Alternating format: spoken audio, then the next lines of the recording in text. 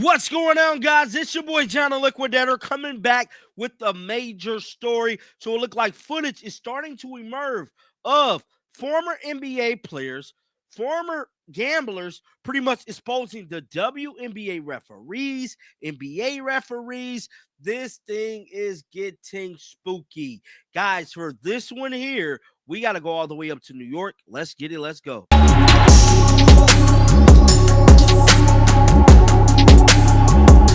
People thinking that this whole gambling thing is just going to go away within a snap of a finger. I'm here to tell you, this is the worst possible thing that could have happened for the WNBA and especially the NBA, bro.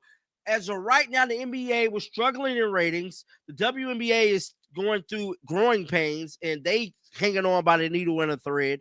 And what's crazy about it all, LeBron's down there 50 still playing. So a lot of people really don't want to see that. I'm lost for words with the information and videos I'm about to show you guys today. In these videos, some of these videos are from the past. Well, majority of them are from like the past, but they're talking about things that is happening today. Pretty much for warning us. And these ain't just regular people. I'm talking superstar basketball player Carmelo Anthony. Superstar NBA champion Rasheed Wallace exposing everything. But Rasheed Wallace was the one who really lit fire to these referees. Guys, check this out. That's why I was just saying, as I got older, I didn't have to do all the cussing or come with attitudes. No, I'm just hitting them with logic now. Like, oh, so y'all got that email last night, huh? Oh, then they flare all up. What are you talking about? Oh, yeah, I know about y'all email. No, let's not forget that. I know about that. But man, look, it's been an ongoing war. You're referring to emails from the league with, this is what we discussed in Whistleblower, but emails from the league that are telling the referees to officiate the game in a certain way and against certain players. Yeah. And so you were cognizant of that at yeah. the time. Oh, yeah. I was very, because to me, I saw it. And he'll tell you what I always used to say. Y'all making it too obvious. I thought he was crazy. Y'all making it too obvious, too blatant. Y'all making it too obvious. Yeah. I said, y'all want the fans to be able to watch the games, but y'all sitting up here calling a lot of these bullshit calls is doing what? Slowing down the game. Y'all want the fans to see the dunks and all that. Yeah. So call that both ways or don't. Now that was Rasheed Wallace pretty much saying referees are rigging the game. Now I am here to tell you, we heard former referee on Value Entertainment a couple of days ago, pretty much spilling the beans, bruh, about this game's being rigged. Now, y'all think if this happened in the NBA, what y'all think happening in the WNBA? Did y'all not just see the last finals we just had with the Aces? Or better yet, did y'all not just see them pretty much cheat the Fever in the semifinals with Aaliyah Boston filing out? Like, did we just forget about all of this? And all season long, these referees was against the Fever, and it took for them to, we got to fix their whistle, and then turn around, fix the whistle, exploit the Fever for ratings to get the hype and get everything up for the W, right? Playoffs, because the Fever made it pretty damn far, right? I'm telling you, this is why, Cathy, this is why allegedly why I think they fixed the whistle, to help with the ratings, because wasn't this just one of the most viewed WNBA finals in a mighty long time? Because the Fever damn near made it to the finals. All the hype was there, and the referees killed everything. I mean, the referees played a factor to even put the Fever in position. See, in my theory, it go both ways. Now, granted, they messed the Fever around all season long, but when it came to the playoffs, they had to fix the whistle so they make it far. Allegedly. This is just what I'm saying. You know, don't take this as fact, but it's looking that way. It's very much looking that way. Now, this is Carmelo Anthony speaking about old Commissioner David Stern having a pretty much FBI tactic with, like, monitoring players, watching what they do. Check this out. Anyway, long story short, David Stern suspended me out of everybody 15 games. Everybody else got like 6 games, 7 games, shit like that. And I go speak to him like, why you do me like that? What did he tell you? Man, your rap sheet. A rap sheet? Man. Look. NBA rap sheet. NBA shit. You want to be in the streets or you want to be in the NBA? This what he told you. That's what in his office. You want to be in the streets or you want to be in the NBA? You fucking with a corporation now. Yeah, you're doing stop snitching. You gonna leave. You gonna leave that alone. I know who you with. I know where you live at. I know where they live at. I know when you close your eyes. I know when you wake up. Bam. So I'm like, you know, and I know what they doing. He's telling me, I know what they doing. Either tell them to stop or you got to cut them off. And I'm like, damn, like how the fuck? Like that's when I knew NBA was part of the feds. You know what I'm saying? That's when I knew. They got him in there. And the little one with the little 4-5. He told me, he was just like, man, he said, I gotta make an example out of you. Now, that was Carmelo Anthony speaking about David Stern and his situation looking very spooky. Now, there's one more clip that I'm about to show you, and this is from a podcaster. Guys, shout out to this guy. I really don't know the name of his podcast. I came across this clip, but I'm telling you right now, he's saying that the Chauncey Billups games that was happening, that was a real thing. Oh, that hella happened. Oh, that really happened. Listen to him. A lot of stories about it. There's one that cropped up. This must have been like 5 years ago, 2019-ish, I think, 4 years ago, where there was this game. It started in LA and then it came to Vegas for a few days, and it was all built around Chauncey Billups. And I had heard about the game, and the person who told me about it was like, "Look, I know the game runners. I'm telling you 100% this game is on the up and up." And I was like, well, I know a lot of the people that are involved, and I'm telling you 100% that it is not. I'm telling you right now, y'all, this whole thing is getting spooky and it's getting weird. Now, as we get closer to the start of the season, I'm pretty sure more information is going to come out. Now, we heard that former referee. If you guys did not see that video, I'm going to play some of that clip in this video right here of that former referee. But guys, this is getting very interesting. Get down in the comments section. Let me know y'all thoughts about this, bro. Keep them bells on. I will be back with another one. And like always, dog, shake the haters off. I'm out of here, baby. Peace out. Let's see. Because that phone has got to, the red's got to remove from it. How about now? We hear you now. There we go. is. So, Tim, how you doing? I'm doing terrific. Good morning, guys. Fantastic. Good morning. Fantastic. Appreciate you for making the time. So what do you think about what's going on here? You know, I think we're just at the tip of the iceberg. I think when you talk about arrests being made by the FBI, I think the guys that are arrested are going to sit down and, be scared to death with what they're facing, and they're going to start to cooperate, and they're going to tell the FBI everything they know, and this thing is going to spread like wildfire, and you're going to find out that this is a lot bigger than it is right now, and it's pretty big. Tim, why do you think this is why 2 days before this announcement is made, or even 1 day before this announcement is made, Adam Silver, the commissioner of the NBA, was on Pat McAfee? You think that was intentional?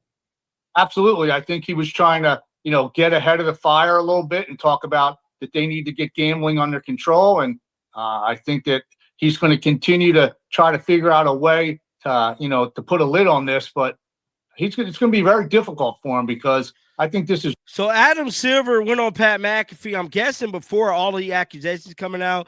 So he probably knew what was coming. Now that's crazy, man. Now let's finish listening to Tim. It's widespread. I think it's going to be very damaging to the league. And, I just received a text message from one of the FBI agents that worked my case. And he basically said that they're not going to be able to cover this up like they cover up my case. What do you mean by that? So what's the difference between this case and your case? I think the David Stern was able to basically put a lid on it and paint me as one bad apple, the only guy involved, and nobody else did anything but me. And, we're going to move on from it.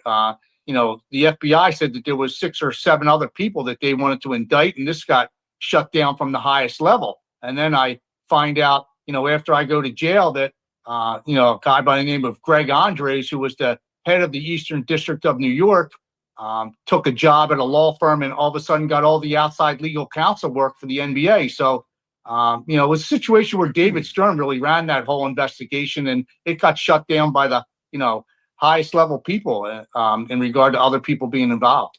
Tim, so this is a bigger question for me.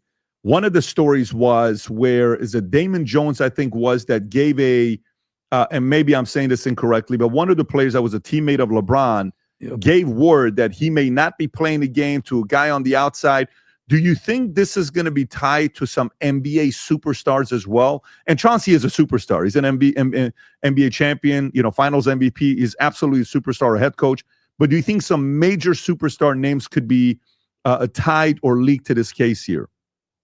Absolutely. I mean, when you talk about wire fraud, that's a law that is can be applied to many different things. And if you're just calling your buddy and telling them that somebody's not playing, even if it's a nonchalant comment, you're transferring that over state lines, that's wire fraud. And that's what I was charged with. So, yeah, there's no doubt in my mind some of these star players might have been, saying something to their buddies back home that they weren't playing, or one of the other guys weren't playing, or they weren't 100%. And bets were placed and money was made.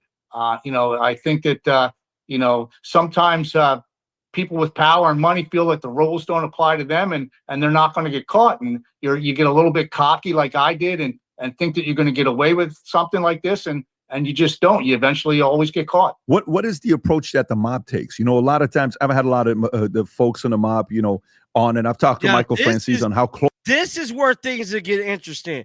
Now I have not seen this, but I definitely want to know, what do the mafia plays in games from this? Like, how is they included in all of this? Let's listen, man. Mostly they work with the NBA and college. And remember back in the days with, UNLV, and you would hear stories about some of the guys in Vegas. They would go to UNLV, and LJ and Stacey Ogman and Jerry Tarkanian. Of course, a lot of these were allegations.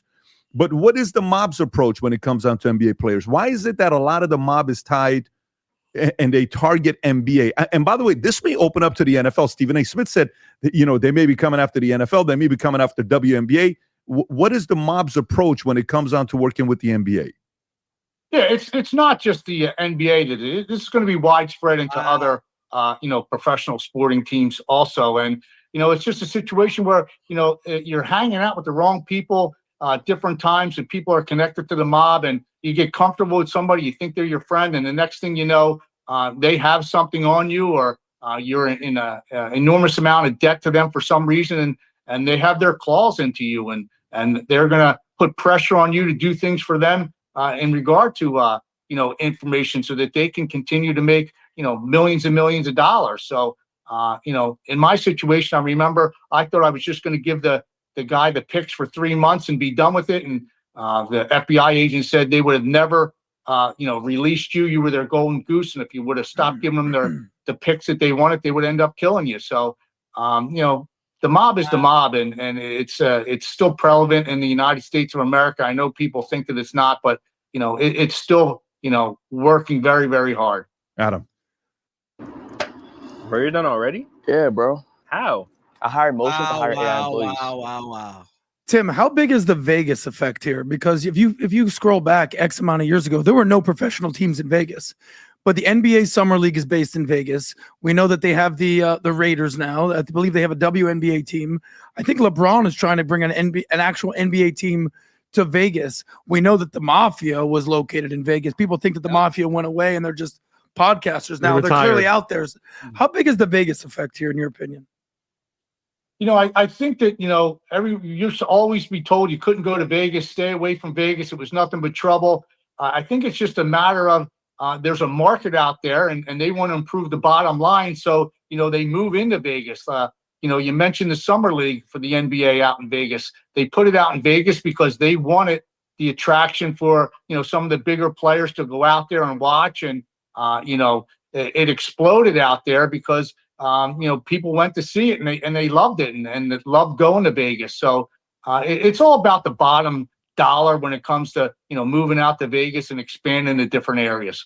And you were found, I don't know exactly. I remember it was 2007, I believe, that you were alleged. Yes, 2007. I was found guilty of gambling and wire fraud for passing inside information over state lines. Okay, bingo. The inside information here. So whether it's in the stock market, whether it's in sports gambling, explain the difference maybe between what you were accused of or guilty of versus what actual player. You were a referee. These are players, coaches. Explain the difference in your opinion. I think the difference between me and, say, Rozier is the fact that he went out onto the floor, basically pulled himself off the floor because he didn't want to go over a certain amount of points, knowing that there was bets that were going to hit in regard to the amount of points that he was supposed to score. My situation was I didn't go out and actually fix games like that. That's fixing of a game, which is a much higher penalty than just passing along information about injuries and different things that you learned about the game that I was going to officiate that night. So I think he actually went out and fixed the outcome of a bet. So I think he's probably in the most trouble of the three. And for the record, how much do NBA referees make a year?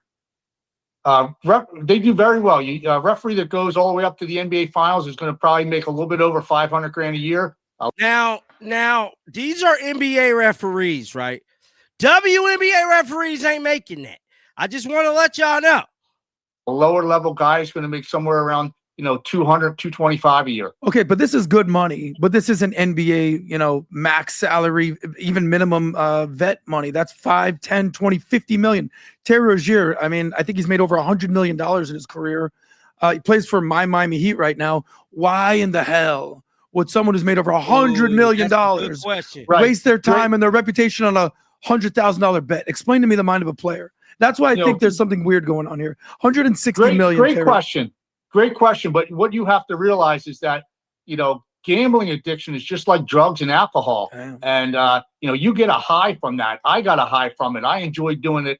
Now, guys, you guys can check out the full video on Valuetainment right there. Big boy YouTube channel. Sitting up there with over 7 million subscribers. Go show them some love. But I'm telling you right now, fingers are being pointed. Guys, get down in the comment section. Let me know your thoughts about this. Keep them bells on. I will be back with more. And until next time, dog, shake the haters off. I'm out of here, baby. Peace out.